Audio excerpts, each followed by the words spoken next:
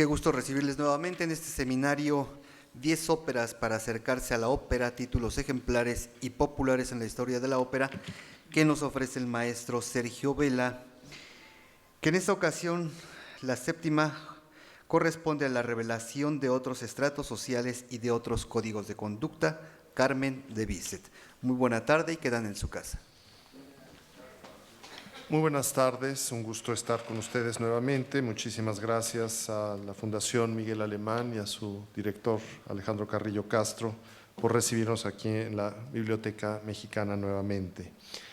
Bueno, Carmen es una ópera que, al igual que las examinadas más recientemente en las últimas 2 semanas en el contexto de estas charlas, es víctima de su popularidad, de su propia popularidad. Es decir, una ópera sobre la que todos tenemos alguna idea preconcebida, posiblemente en cierta medida esa idea corresponda con la naturaleza de la obra, pero frecuentemente ocurre que debemos reexaminar con todo cuidado el contenido de la obra para encontrar su esencia más íntima y, en última instancia, para lograr una interpretación cabal de su trama, buscar el equilibrio interno que guarda la música con el texto en relación pues con toda una atmósfera determinada y con un carácter determinado. Bueno, creo que conviene hacer algunos comentarios iniciales, después profundizaremos un poco en torno al compositor, brevemente, para después entrar en algún detalle. Diré a ustedes que Georges Bizet fue un compositor extraordinariamente precoz y su talento absolutamente descomunal no corresponde con la fama posterior que se debe ante todo a un solo logro suyo, que es Carmen, que en vida de Bizet no fue tal, es decir, no fue un logro. Con esto quiero decir a ustedes que las demás obras de Georges Bizet, algunas sinfonías, óperas más tempranas, hoy en día son tratadas, son recordadas preponderantemente por ser las otras obras del compositor de Carmen. Dicho de una manera un poco más radical, es muy posible que de no haber existido Carmen, el catálogo entero de Georges Bizet, excluyendo por supuesto Carmen, sería prácticamente desconocido, lo cual sería en realidad una terrible injusticia dada la calidad intrínseca del catálogo, que no es gigantesco, por un motivo muy sencillo. Georges Bizet falleció antes de cumplir los 37 años de edad y falleció al poco tiempo de haber estrenado Carmen. Entonces, se puede considerar que las demás obras, ante los ojos del público e incluso de buena parte de la crítica especializada, hoy importan por ser del autor de Carmen, y que muestran que, si bien Carmen es una obra suprema en cuanto a la calidad, la manufactura, el logro alcanzado, no podemos decir que Carmen provenga de la nada. Es decir, hay una trayectoria, una experiencia acumulada, hay antecedentes, incluso en algo tan sutil como el tema exótico que Bizet pretendió abordar en Carmen, y ya trataré también de acotar hasta dónde llegaremos con el asunto del exotismo. Por otra parte, creo que es importantísimo tener en mente cuál es el alcance de la ópera comique como forma dramatúrgica francesa favorecida por el público de manera muy amplia y muy destacada, pero que en el transcurso de los años fue anquilosándose. Cuando hablamos de opéra comique, no debemos suponer que estamos frente al caso de una ópera bufa, sino por opéra comique debemos entender que la palabra comique en francés significa, es equivalente a teatro. Cuando alguien va al teatro en Francia, va a la comédie, y no necesariamente a ver obras chuscas. La Comédie Française, por ejemplo, la gran compañía de teatro en la que lo mismo Racine que Molière empezaron sus grandes trabajos, no significa que presente tan solo obras que en español le diríamos cómicas. Sí implica la forma opéra comique una cierta accesibilidad para las clases burguesas, es decir, tramas que puedan considerarse aptas, si me permiten la expresión, para toda la familia. Porque se trataba de una forma de esparcimiento compartido. No tenía la opéra comique la producción fastuosa de la Grande Opéra parisina, que era una forma también, la Grande Opéra, gigantesca, profusa en decorados, amplísima en su alcance épico, en su aliento épico, y en última instancia,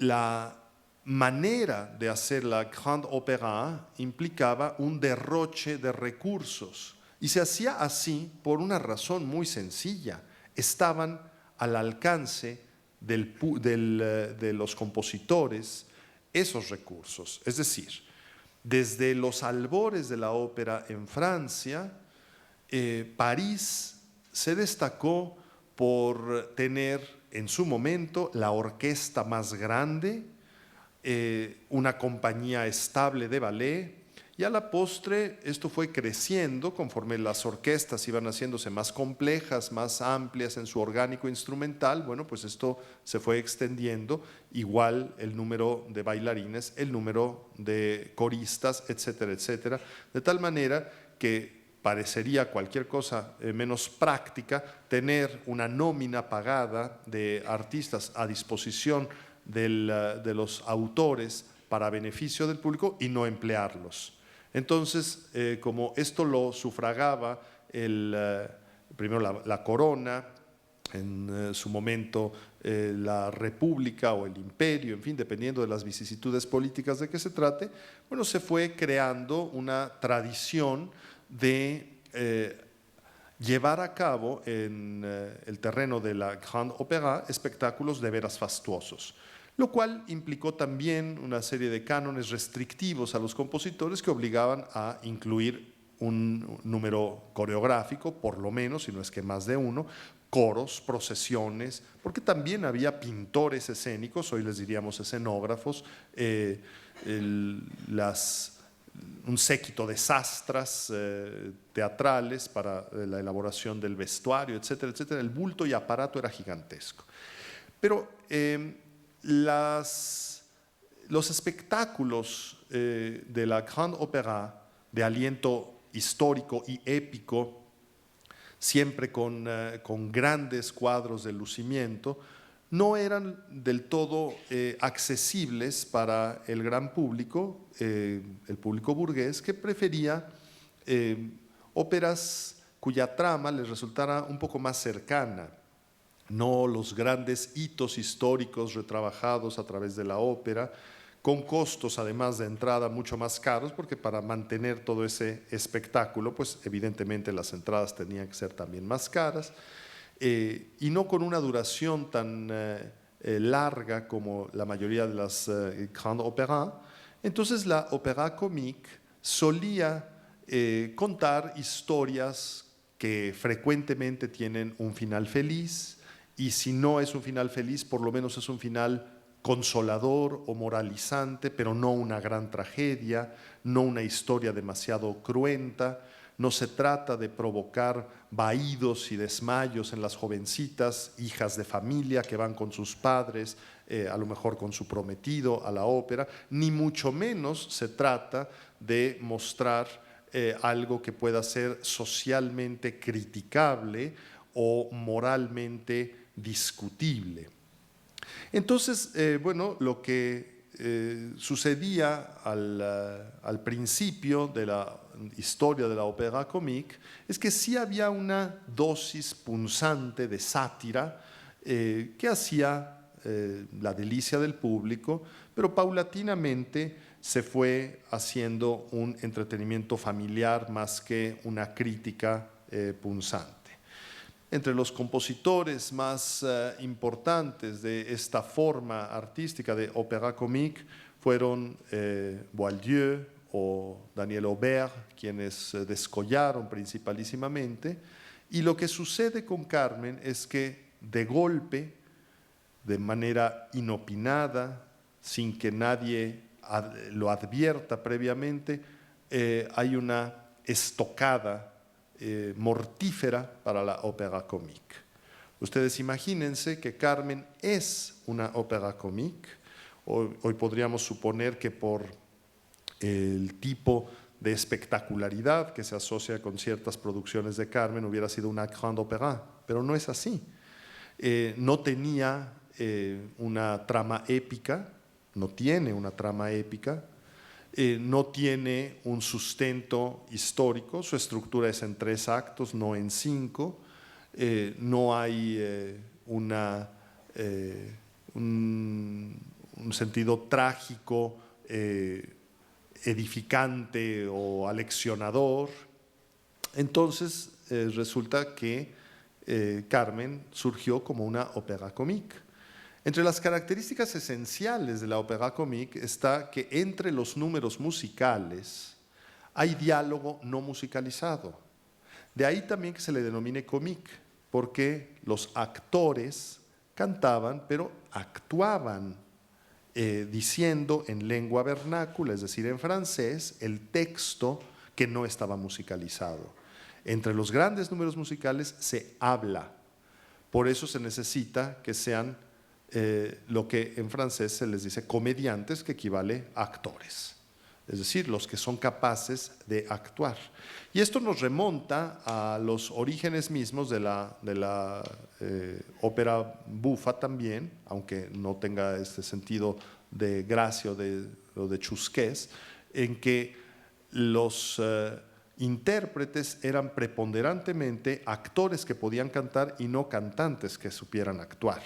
Mientras que en la ópera seria eran cantantes que pretendían actuar y frecuentemente no lo lograban, pero bueno, por lo menos hacían el esfuerzo. De ahí que se hayan forzado ciertas poses casi canónicas, pose de tragedia, pose de celos, gesto de tristeza, gesto de desesperación, porque no eran buenos actores, eran cantantes muy duchos, muy diestros, pero no grandes actores. Mientras que en toda la tradición de la ópera bufa italiana y la ópera comique francesa, sea chusca o no sea chusca, justamente lo que importa es el histrionismo. Entonces, con frecuencia, las páginas musicales no son tan complejas en la ópera comique, pueden ser deliciosas, pueden ser muy atractivas, pero no necesariamente tan complejas. En el caso de Carmen, sí lo son, pero figúrense ustedes, aún de manera muy rápida, no hemos entrado a dilucidar la trama, el golpe de estupefacción que suscita en el público presentar una trama en la que la transgresión, el delito, el lumpen, la libertad sexual aparecen de manera preponderante ante los ojos de un público burgués. Bueno, esto resultó por lo menos escandaloso. Y al mismo tiempo, Carmen representa un claro ejemplo de cierta tendencia de la época. Es decir, por una parte hay una ruptura con lo que hasta entonces se ha hecho, hay un antes y un después en cuanto a la trama, como les digo, un golpe, un tiro de gracia, casi podríamos decir, a la ópera comique tradicional, y por otra, en cambio, hay una recurrencia de asuntos o temas que aparecen con frecuencia en las óperas francesas, y no solamente francesas de la época. Por ejemplo, el orientalismo o el exotismo, digámoslo así. En la ópera siempre ha habido una fascinación por lo exótico, pero pocas veces ha habido tanto interés por las culturas periféricas o alternativas, por así decirlo, como en la parte final del siglo XIX. Y esto tiene una razón de ser, es muy claro. Así como el exotismo inicialmente llega a la ópera por vía de la conquista americana, es decir, el Nuevo Mundo, y desde luego el Islam ha sido siempre también una fuente constante de exotismo por el contacto con el Imperio Otomano, que era una tensión constante, y hoy vuelve a ser un tema bastante socorrido, no el Imperio Otomano, pero sí la tensión con el Islam. Bueno, por otra parte, en el siglo XIX, en un momento en que Turquía ya no representa el peligro militar que hasta el siglo XVII, buena parte del siglo XVIII había representado, Turquía empieza a tener una índole decadente. El Imperio Otomano, no la Turquía que hoy conocemos como república, evidentemente no existía, no se había configurado como tal, pero en el siglo XIX hay una proliferación de una mentalidad colonialista. Y particularmente esto se nota ante todo en Inglaterra o en el Reino Unido en general, y en Francia, también en Bélgica, por supuesto, que son las grandes potencias coloniales. En menor medida Holanda, en mucho menor medida Alemania, Italia o España, pero bueno, digamos que las potencias europeas tienen un sentido colonialista que hace que entren en contacto con vidas, con estilos completamente distintos a los que habitualmente conciernen a la vida europea. Esto puede explicar pues la presencia de óperas como L'Acmé de Leo Delibes o en su momento Iris de Mascagni, una obra de índole japonesa que antecede por unos años a Madama Butterfly de Puccini, o que el gran compositor de Grand Opéra francesa como Meyerbeer haya hecho una obra como La Africana, aunque hay muchas inexactitudes geográficas e históricas, esto es absolutamente secundario. O que el propio Bizet con Jean Millet haya tenido un interés por temas exóticos, también con Los pescadores de perlas, y haya vuelto al tema del exotismo, aunque no tan distante en términos geográficos, sí lo es en términos culturales con Carmen, porque para los franceses, España, el sur de los Pirineos, resulta un ámbito completamente exótico. Si yo dijera a ustedes, si yo preguntara a ustedes de qué se trata Carmen, prácticamente cada uno de ustedes tendría una respuesta aproximada y quizás certera sobre los pormenores de la trama. Pero importa más que el detalle de la trama, sobre la que abundaré un poco más adelante, hablar en términos generales sobre su simbolismo. Carmen es una obra que nos muestra una oposición entre lo diurno y lo nocturno, lo que es social o públicamente visible de aquello que es preferible mantener oculto. No en balde, el primer acto y el segundo cuadro del tercer acto, lo que frecuentemente se le denomina cuarto acto, pero en realidad es segundo cuadro del tercer acto, son momentos diurnos, públicos, en plazas, donde conviven los distintos estratos sociales, donde se advierte la multiplicidad, mientras que el acto segundo y el primer cuadro del acto tercero son actos nocturnos, donde ocurren cosas ocultas, donde no se está en evidencia, sino guarecidos por la complicidad de las sombras, y donde hay una forma de vida muy distinta a la de la sociedad que acude al teatro de ópera. Es decir, se trata de una ópera que pone en relieve la existencia de otros estratos de la sociedad que resultaba muy incómodo para el público del teatro de ópera advertir. Así como la semana pasada mencionábamos la incomodidad que causó al público del estreno y de las primeras funciones de La Traviata verse reflejado con su conducta característica y evidentemente con el énfasis en sus vicios morales, porque se conducían como se conducen los personajes de La Traviata. Bueno, en el caso de Carmen resulta que le dicen al público que el mundo al que están habituados es insuficiente, que hay otros estratos sociales donde hay pasiones serias, donde hay vidas intensas, donde hay quizá más libertad, pero arropada por la transgresión.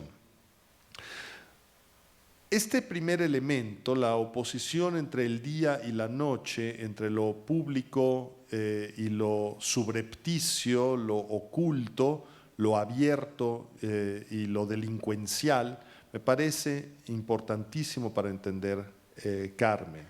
También me parece de enorme importancia subrayar la índole tanática, mortuoria de buena parte de la trama e incluso la fascinación que la protagonista tiene respecto de su propia posible destrucción.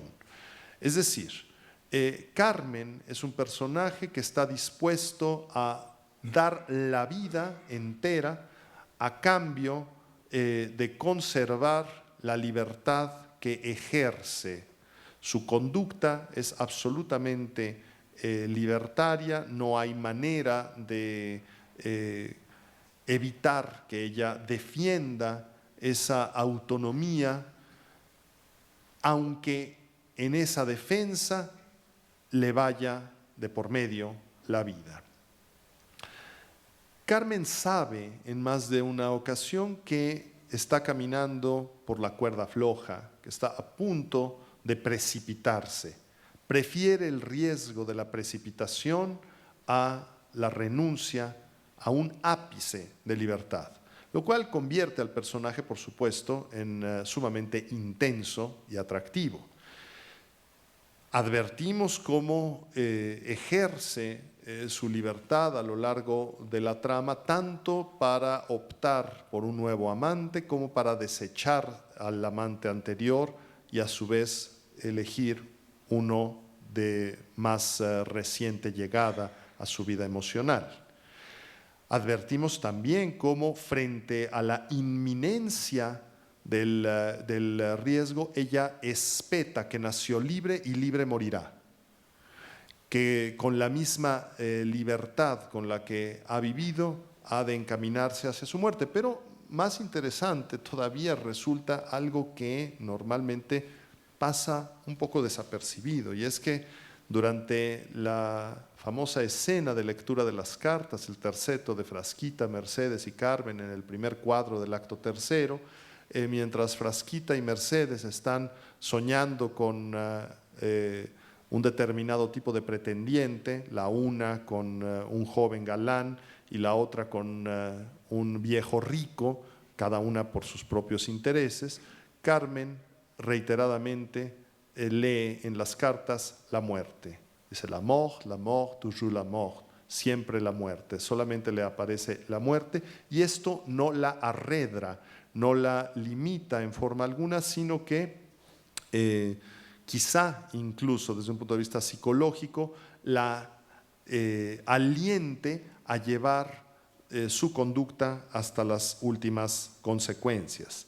Pero hay un correlativo respecto de la muerte, y es un asunto que también suele pasar desapercibido, porque para nosotros no se trata de un asunto demasiado exótico, digamos nosotros, Iberoamérica, y se trata de la corrida de toros, la tauromaquia. Es decir, no hay una mayor forma de expresión estética, cultural, de culto a la muerte que la tauromaquia. Hoy en día que está tan en boga hacer denuesto de la tauromaquia, no pretendo hacer una defensa de esa forma artística, que a mi juicio lo es, y pretendería yo defenderla en otro contexto, no en este, porque no agotaríamos el tema. Pero sí me parece que incluso los detractores de la fiesta brava reconocen en ella un valor estético. Es decir, podrán decir que no les gusta, pero que hay un sentido estético y ritual, y desde luego que lo que se está jugando el matador es su propia vida, eso es indiscutible.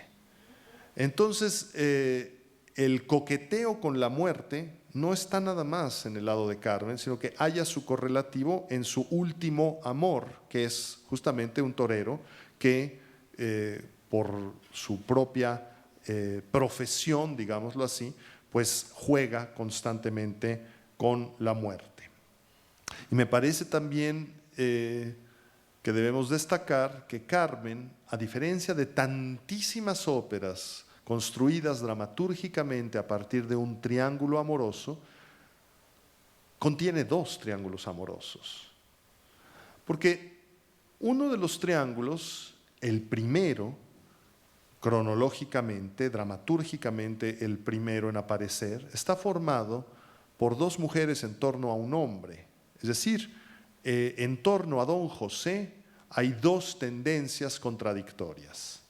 La de la buena mujer, la chica del pueblo, la que tiene una relación de confianza, calidez con la madre del propio don José, que es Micaela, y la mala mujer, que es Carmen, que seduce, que tienta, que aparta del buen camino al varón, y que por supuesto tiene como contendiente a la buena mujer, es decir, dos mujeres en torno a un hombre. Pero el segundo triángulo, que aparece como desenvolvimiento y desenlace de la trama, está constituido en torno a Carmen. Don José ha sido seducido por Carmen, ha caído en las redes de Carmen, ha recibido algo a cambio. Para don José es una pérdida, para Carmen sería una ganancia, es decir, le ha dado a don José la libertad de romper con la sociedad a la que don José había querido pertenecer y que para Carmen resulta una sociedad asfixiante, es decir, las buenas costumbres, la carrera militar de un joven cabo que no podrá seguramente llegar a ser un mando, un general, pero seguramente podrá llegar a ser un oficial, podrá tener algún tipo de ascenso y mejorar su condición económica y social y tener una familia que proteger. Bueno, todo eso a Carmen le parece profundamente trivial y carente de valor alguno. Pero bueno, ese es el varón primero, y el segundo es el propio Escamillo, el torero, que es la contraparte de Carmen en su libertad y en su coqueteo por la muerte, que al final de cuentas resulta mucho más atractivo para Carmen que el propio don José. Decía yo a ustedes que en Carmen aparecen estratos sociales que no solían ser evidentes en la historia de la ópera. Digamos que la existencia del lumpen de los proletarios, de los parias, hace de Carmen una obra que anticipa en buena medida el expresionismo. Por expresionismo me refiero, por supuesto, a la tendencia estética en que los aspectos sórdidos de la realidad son puestos en evidencia. ¿Cómo se presenta esto? Bueno, a través de una clase social determinada, una clase baja, que tiene también sus implicaciones raciales, que es justamente la clase de los gitanos, el grupo gitano. Y aquí vale la pena hacer una pequeña digresión. En francés, bueno, existe el término tzigán, por supuesto, para hablar de gitanos, que tzigán, Zigeuner en alemán, por ejemplo, viene de toda esta idea del gitano, que es el egiptano, porque decían los gitanos que su origen remoto podía ser egipcio, de ahí viene Aegyptus en griego, es como se denomina la cultura egipcia, pero esto es históricamente incorrecto. Pero así como existe la palabra tzigán, existe normalmente el uso habitual es bohemien, de Bohemia. Carmen sería une bohemienne, es decir, una gitana, una bohemia. ¿Y por qué se les llama así? Bueno, justamente porque de modo erróneo se supuso que los gitanos tenían todos su origen en Centroeuropa, en la zona que históricamente se llama Bohemia y que hoy corresponde con buena parte de la República Checa, integrada por Bohemia y Moravia. Bueno, pues la zona de Bohemia, Böhmen en alemán, es el supuesto origen, equivocado por supuesto, de los gitanos. Entonces, la idea de que son bohemios hizo que se utilizara este término, que lo vemos en el libreto de Carmen, pero que tiene una implicación cultural muy interesante, y aprovecho para anticiparla porque nos va a servir para la próxima semana. Cuando hablamos de una obra como La Bohème de Giacomo Puccini, no es que se refiera a la gitana, sino que en el siglo XIX a quienes llevaban una vida, una forma de vida desapegada de las buenas costumbres, se les llamaba bohemios, por decirles gitanos. Y se les decía así porque se suponía que los gitanos venían de Bohemia. Entonces son equívoco tras equívoco.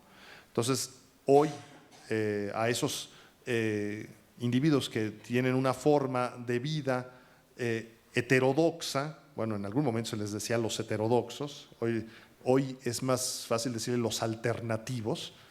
En mi infancia se les decía hippies. Bueno, pues de eso se trata la Bohème, una bola de hippies improductivos que no pagan la renta y sufren. ¿Por qué? Pues porque son seres humanos también. Por supuesto, de eso trataremos, pero bueno, de ahí viene la expresión. Y bueno, aquí el doctor Carrillo Castro nos podrá decir también que la bohemia, la conducta, lo que decimos es un bohemio, porque al doctor le encanta cantar, los bohemios justamente lo que hacen es tomarse cierto tiempo de libertad fuera de sus ocupaciones y desempeñar también un papel emocional en torno al canto, la tertulia, la poesía, etcétera, y se conducen de manera, digamos, heterodoxa respecto de los cánones habituales. Pero bueno, entre el bohemio, lo mismo del brindis, del famoso poema, o el que toma la guitarra y empieza a cantar o hace sus propias composiciones o declama presentando pues lo mismo, poesías suyas que de alguien más, etcétera, y que le dan las 1500 de la noche porque está en un ambiente agradable. Así se les llama bohemios. Bueno, la otra forma de bohemios son los que no trabajan, los que no pagan la renta, los protagonistas de la Bohème, y a todos ellos se les dice así por decirles son como gitanos. ¿Por qué? Porque tienen libertad, porque no ejercen sobre ellos, la sociedad no ejerce sobre ellos los controles característicos de las buenas costumbres.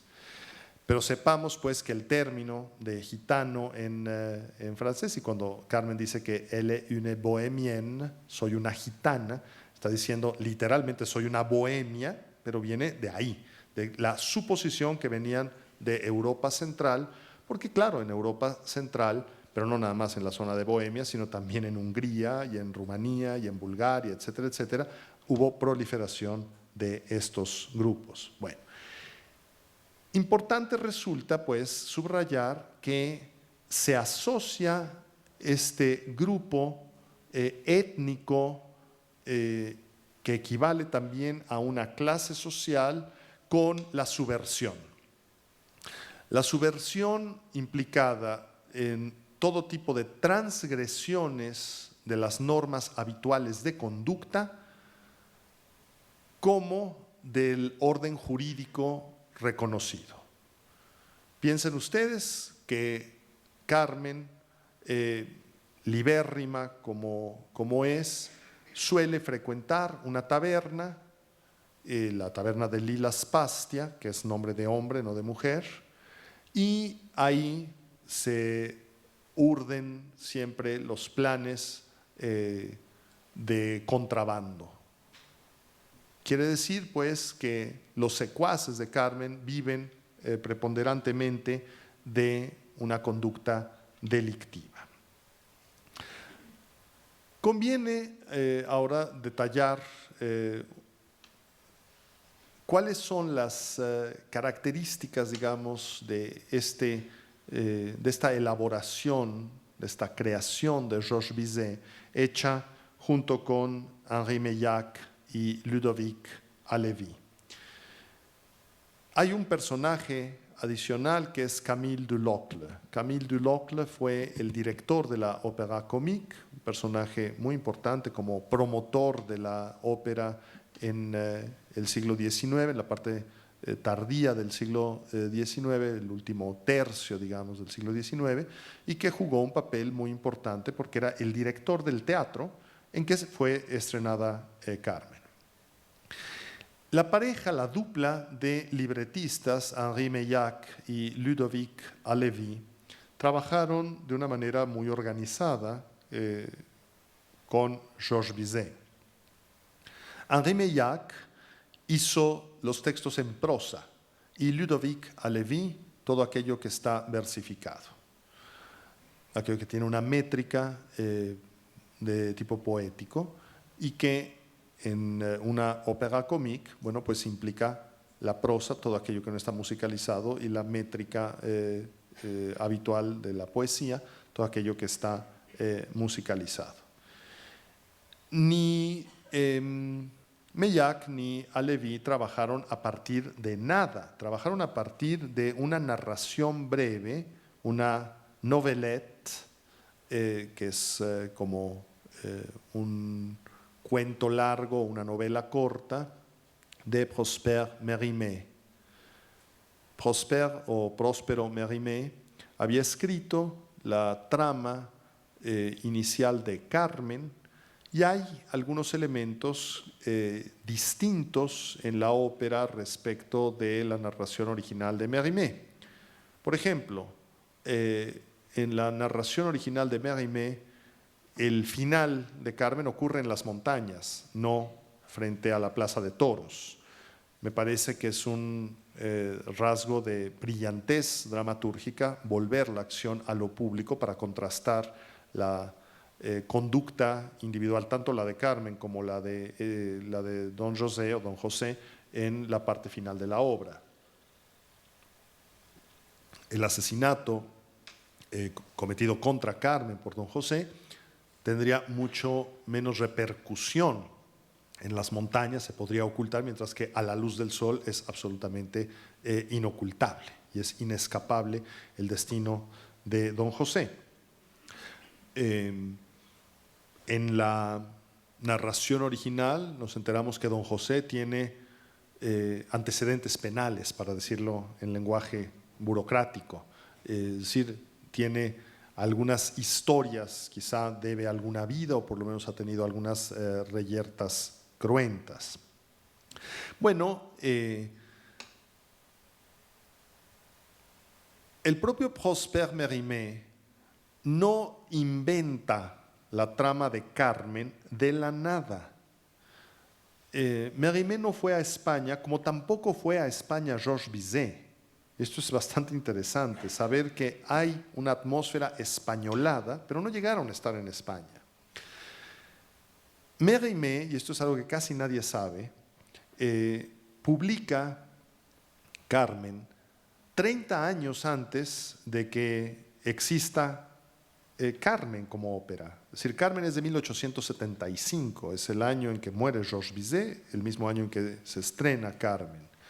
30 años antes, en 1845, Mérimée publicó Carmen, pero 5 años antes de haber escrito Carmen, Mérimée tradujo del ruso al francés una obra que se llama Tsigani, es decir, gitanos, nada menos que de Alexander Pushkin, el gran poeta, padre de la literatura rusa, que Pushkin la había escrito en 1824.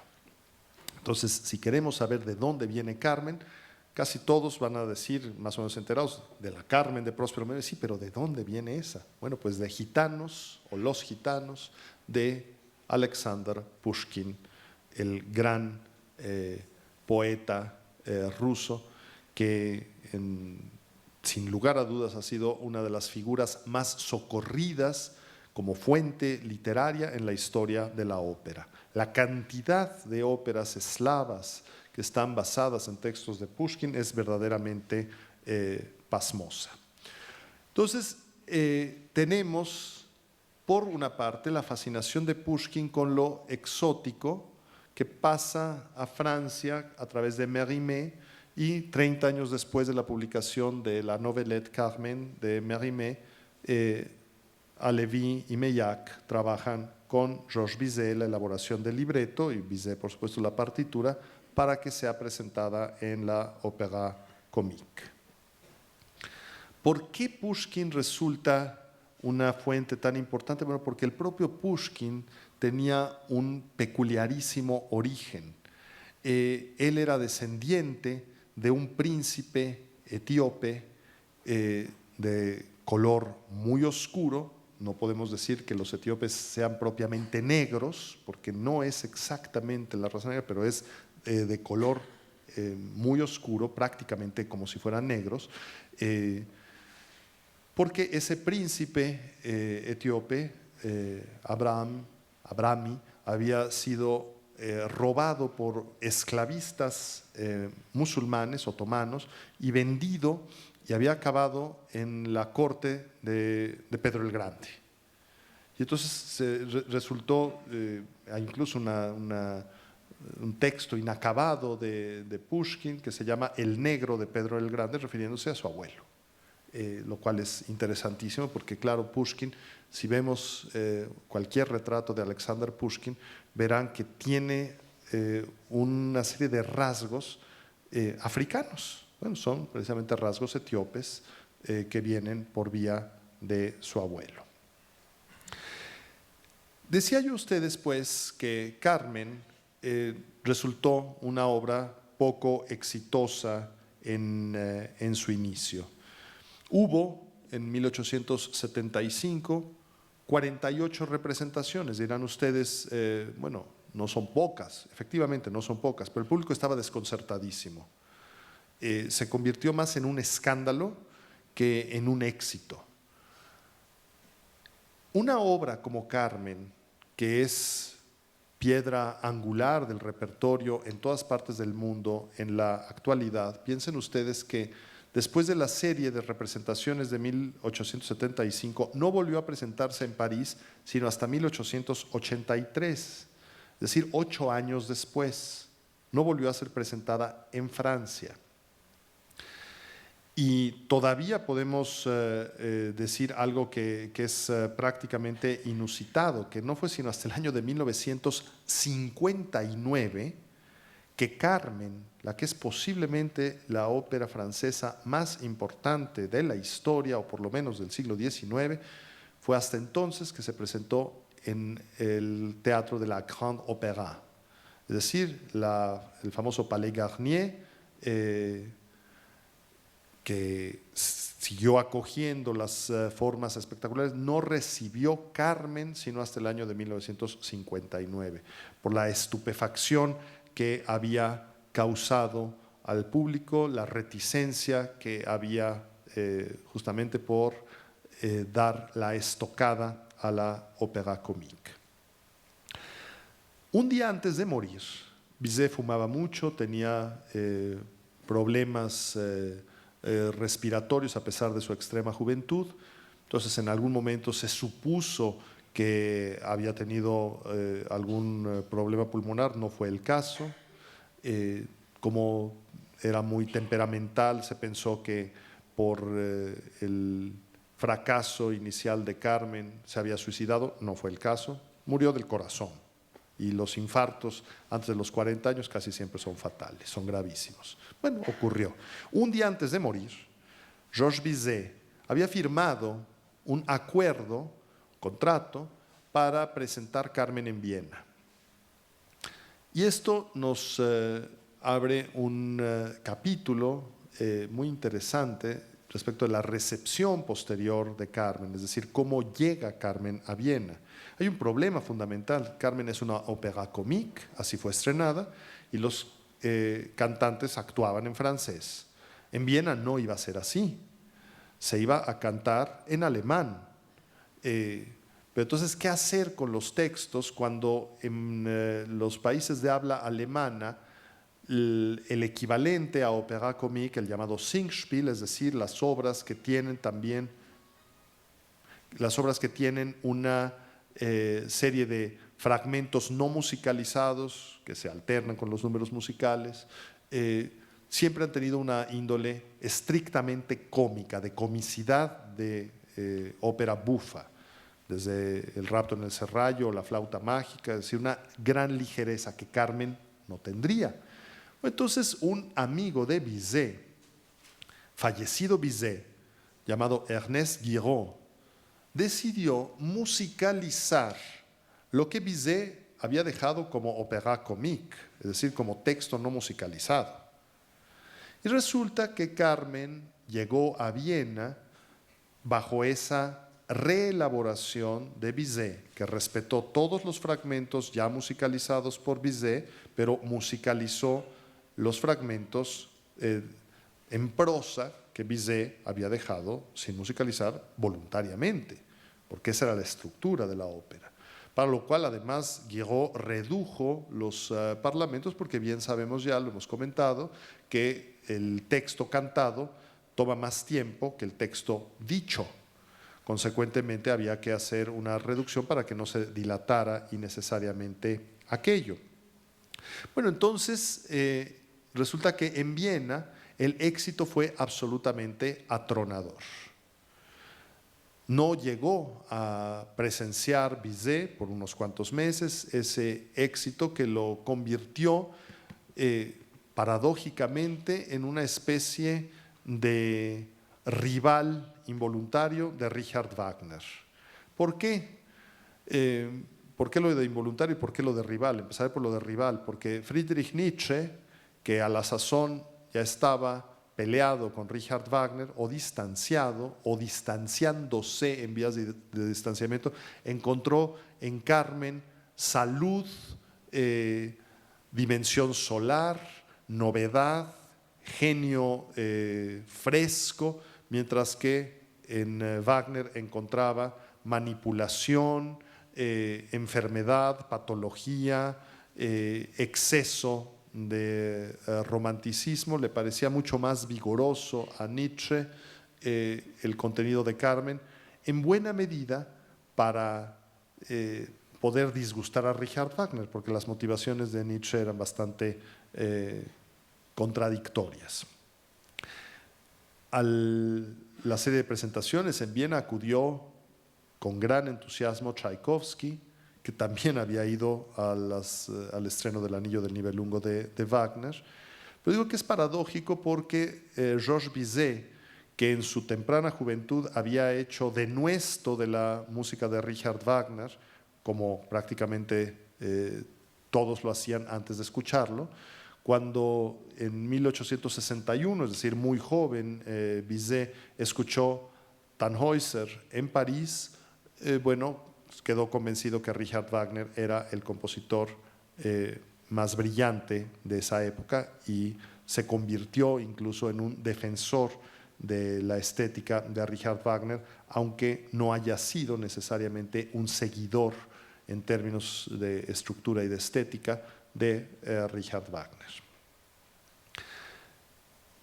Carmen, pues, tiene una historia distinta a partir de Viena, pero durante décadas y casi podríamos decir durante casi un siglo, la versión de Ernest Guiraud fue la que prevaleció. Y en realidad no es sino hasta muy entrado el siglo XX, en la segunda posguerra, primeramente con una puesta en escena de Walter Felsenstein en Berlín y después con el trabajo musicológico de Fritz Oeser en los años 60, es decir, casi 100 años, 90 años después del estreno, que se volvió a las fuentes originales. Y solo a partir de los años 70 y más aún de los años 80 del siglo pasado, empezó a proliferar el número de representaciones con la estructura original de Georges Bizet. Carmen marca pues un antes y un después en la historia de la ópera. Me parece que entre los aspectos que debemos destacar también es la pertenencia de Carmen a una larga serie de mujeres fatales, de mujeres de presa, diría Ortega y Gasset, mujeres cazadoras que devoran a la presa suele ser masculina, y la desechan.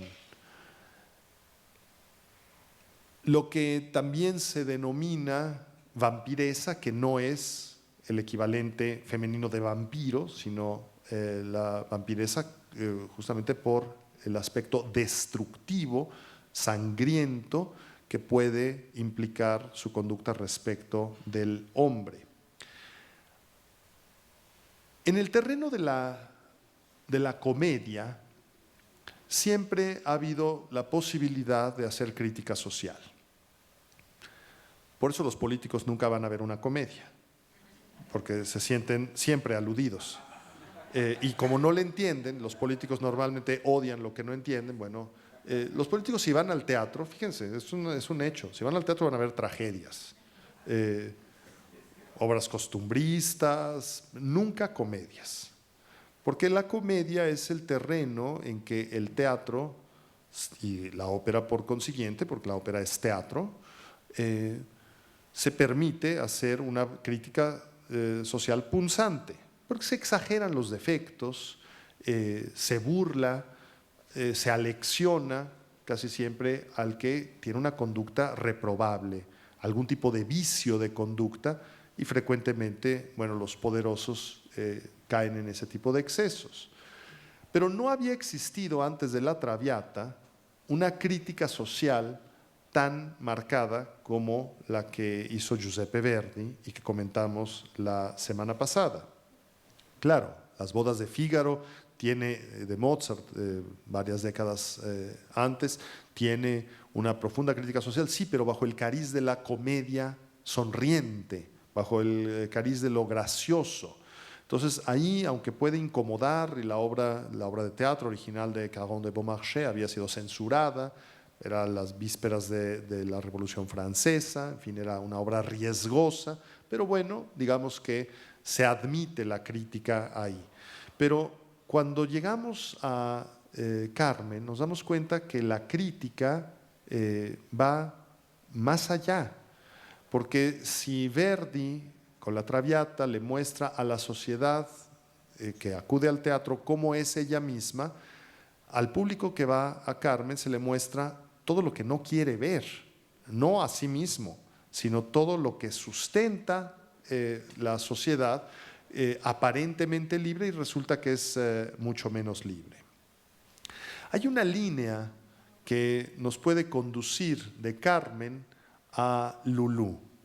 Lulú es un personaje importantísimo, casi podríamos decir tan arquetípico como Carmen, otra mujer fatal, otra mujer de presa, que Frank Wedekind, gran dramaturgo, escribió dos obras, una se llama Espíritu de la Tierra, Erdgeist, otra se llama La Caja de Pandora, Die Büchse des Pandora.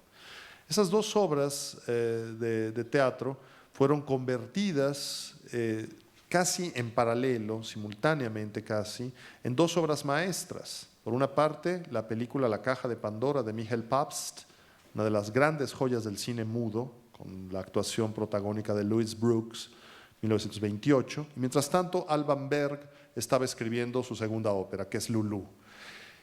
¿Por qué menciono a Lulú? Bueno, porque Lulú es hija de Carmen, es heredera de Carmen. Ella sabe que está jugando con fuego, pero no puede hacerlo de otra manera. Acaba con amantes, con maridos, es viuda y después autoviuda, se enreda con el hijo del segundo marido al que ella balaceó, mientras tiene una relación con una condesa lesbiana que la saca de la cárcel, acaba hundiendo a su amante en la ignominia a través de la mesa de juego y termina asesinada por Jack el Destripador cuando Lulú se ha convertido en prostituta callejera en Londres. Es decir, es una historia sórdida, horripilante de la caída y cómo esa caída del espíritu de la tierra, como le llama Frank Wedekind, arrastra a cuanto varón se acerca e incluso también a la propia condesa Geschwitz, que se ha convertido en un personaje obsesionado por la radiante irresistible belleza de Lulú. Estas óperas transgresoras, estas óperas de carácter profundamente erótico, aunque a veces más evidenciado que en otros casos, en ocasiones más marcado el erotismo aparente, en otras ocasiones más sutil, Lulú es un caso extremo, nos muestra pues una evolución de la toma de conciencia sobre la libertad sexual. La trama de Carmen, ampliamente conocida, nos muestra un ámbito público donde un cabo, don José, se encuentra en el primer acto con Carmen de una manera que resulta completamente inesperada para don José. Él está en Sevilla, en Andalucía, en el sur de España, proviene del norte, es navarro, Lizarrabengoa es su apellido según la novela de Próspero Mérimée, eso es como dato anecdótico o trivia. El apellido de don José, Lizarrabengoa. Está destacado pues ahí en Sevilla, pero pues echa de menos su terruño y la mujer, la buena mujer, que es su madre, querría que él, don José, desposara. Ha llegado hasta ahí Micaela en búsqueda de don José para darle algunos recados de su madre, un dinero adicional para aumentar la paga, un mensaje de amor, etc. Pero tras un momento de relajamiento en que Micaela no se encuentra ahí, salen las obreras de la fábrica de cigarros, donde hay varias gitanas, entre ellas Carmen, salen a tomar el sol, a descansar, a fumar, algo completamente transgresor para bueno, hoy también, ya de nuevo es transgresor. Cuando aparece Carmen, los varones están embelesados con ella y ella le arroja una flor a quien no la mira, es decir, a don José. Pero ella ha cantado que el amor es hijo de gitano, que no conoce leyes. La famosísima habanera, que es un ritmo prácticamente de origen cubano originalmente, de ahí el nombre, una habanera que vuelve a España a partir de los viajes transatlánticos y se incorpora la habanera al flamenco. Y esta es una música que nos aproxima prácticamente a la estética de un cabaret, porque ella se describe a sí misma y cuando lanza la flor a don José, captura su atención. Al cabo del primer acto, Carmen ha herido en una reyerta con un navajazo a una de sus compañeras y es arrestada. Pero importantísimo al final del acto, primeramente cantando una seguidilla, cantando para sí misma antes, empieza esta labor de seducción a don José, que empieza a perder la cabeza por ella y la deja escapar. Para el acto segundo han transcurrido 2 meses que don José ha pasado arrestado por haber dejado escapar a la bella gitana y ella está esperando a ese enamorado.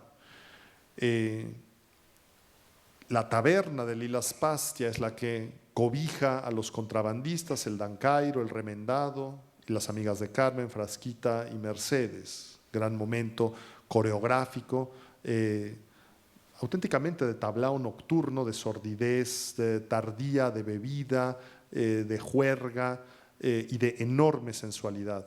Y ahí mismo está el superior de don José Zúñiga, que querría ser favorecido con los encantos de Carmen, pero Carmen no tiene el menor interés, aunque Zúñiga es un oficial y don José es un cabo.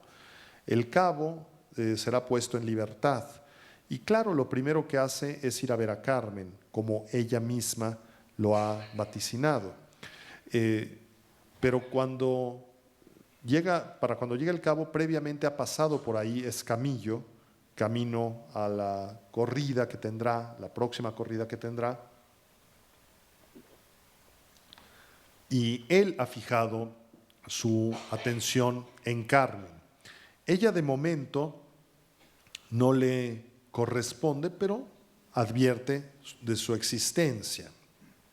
Y cuando don José ha llegado, pretende retirarse tempranamente porque hay el toque de retreta, debe volver al cuartel. Él acaba de salir del arresto y ella se burla porque lo considera un hombre débil, que lo es. Don José es un personaje extraordinariamente débil, manipulable, pero eso no significa que carezca de ímpetu en momentos señalados.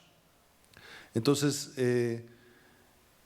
cuando aparece de vuelta el superior de don José ya no ha cumplido con la hora de la retreta, ordena a don José que se marche y se niega en rotundo don José, con lo cual se insubordina y no le queda otro camino más que unirse a la banda de contrabandistas y el acto termina con un canto jubiloso a la libertad por parte de quienes ya la ejercen, pero se abre para don José un camino completamente azaroso, inesperado para él. ¿Qué va a hacer con esa libertad? No sabe vivir con esa libertad. Para el acto tercero, él ya forma parte de la banda de contrabandistas, su precipitación no ha tenido límite alguno, pero además de manera muy grave se ha distanciado de Carmen, aunque ella sigue ahí. Esto se convierte en un enorme conflicto. Carmen está leyendo las cartas y advierte la muerte, ya no quiere a don José, se ha hartado de él. Y es el momento dramatúrgicamente en que hacen su aparición los dos triángulos. Porque por una parte, Micaela, conducida ahí en búsqueda de don José, lo encuentra y viene la confrontación que se resuelve con don José dispuesto a seguir a Micaela porque la madre de don José agoniza. Pero para entonces ha habido también una confrontación entre Escamillo y don José, la primera vez que se ven, porque Escamillo dice que va en pos de una mujer que desprecia al amante que ha tenido hasta entonces. y se refiere a Carmen. Y entonces don José lo ha retado a duelo, a navajazos, pero la pelea ha sido detenida. El acto termina tanto con la partida de don José como con la canción del torero en lontananza. Por cierto, fragmento musical conocidísimo, la famosa canción del toreador, que Bizet escribió de una manera bastante curiosa. Dijo: al público le gusta la basura, pues la tendrán. Les voy a escribir un aria que es una verdadera porquería. Le parece un aria que no tiene técnicamente ningún atractivo, pero bueno, resultó un aria de veras brillante. Y para el último cuadro, el segundo cuadro del tercer acto, volvemos al aspecto solar, público, la plaza, el exterior, con una extraordinaria procesión. Y claro, cuando va a entrar Escamillo a la Plaza de Toros, si estamos en Sevilla, ya es la maestranza, Carmen se queda fuera. Y esto, para quienes sepan de toros, es bastante evidente. Para quienes no, las mujeres de los toreros no presencian la corrida. Es un asunto por principio. Las novias, las esposas, las madres no van a la corrida porque, claro, pueden morir. Y nadie quiere que la mujer amada o las mujeres amadas presencien la muerte de uno. Por principio, se quedan afuera o en su casa, frecuentemente rezando, pero bueno, Carmen se queda afuera. Y hasta ahí llega don José para suplicar, implorar y después exigir que vuelva con él. Pero la escena va cobrando visos casi de violencia verbal de parte de Carmen, que se desprende del anillo que él le regaló. Ella sabe que don José la va a matar, pero ella tiene que morir libre y finalmente la acuchilla, mientras en paralelo triunfa sobre la muerte Escamillo en el interior. Esto resulta genial como terminación dramática, porque cuando empiezan a emerger, don José está con el cadáver de Carmen, reconociendo que es quien ha asesinado, y lo dice de una manera absolutamente brillante. Dice: vous pouvez m'arrêter, c'est moi qui la tué. Me pueden arrestar, soy yo quien la mató. Carmen, ma Carmen adorée. Pero si bien en términos poéticos o de métricas corresponde tué con adoré en términos de rima, la frase musical no termina en la voz, queda como una especie de sollozo contenido, y es la orquesta la que termina la frase justamente para concluir esta extraordinaria ópera, cuyos pormenores podremos ver y escuchar en unos momentos. Hacemos una pausa. Vamos a presentar una producción que proviene del Royal Opera House Covent Garden, con un reparto que a mí me parece realmente muy bien integrado, con Ana Caterina Antonacci como Carmen, Jonas Kaufmann como don José. Silencio, por favor, si son tan amables. Silencio. Gracias. Hildebrando D'Arcangelo como Escamillo y Nora Amselem, a quien la semana pasada vimos como Violeta en La Traviata, como Micaela. Vamos a comenzar con la página introductoria, el famosísimo preludio, que nos muestra ya esta dualidad característica de Carmen. Por una parte, el asunto festivo, público, exterior, que va a repetirse en el último cuadro, es decir, la fiesta brava, la índole españolada, que como les digo, es más españolada que española, que genuinamente española, y la parte final del preludio, que tiene el tema que podríamos asociar con la muerte y al mismo tiempo con Carmen. Ponemos, por favor, René, el segundo track, si es tan amable.